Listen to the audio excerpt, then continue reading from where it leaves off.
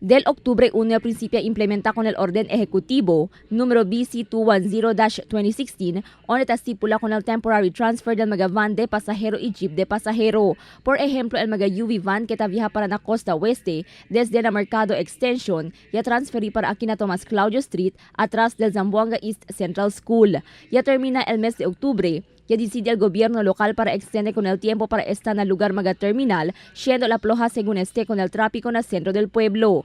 Na decisión del LGU, ya expresa disgusto mga chofer y operator del van, siendo un grande desventaja este na di ilalao. Puera que montón de reclamos sila recibi desde na mga pasajero, menor también según di la encontrada de 50%. Cuando según mga striker el tapipina pasajero na otro lado del camino, razón para menor el di la pasajero. Pedido del mga chofer amo para llama un konsultasyon kanila in a riding public antes hacer desisyon. Kay kanamon, espera kami el instruction bira wala na normal, el parada. Kaya na daw street border, habla sila. Okay lang kel, pero si kumigo, before sila man approve recommendation del police station akil parada, pidaan na consultation ko na constituente. Pasahero, operator, drivers, 50% ka diamond income yan drop. Na kami, respeta kami ko sa rules del police, kanay ka namang kuhi ma'am.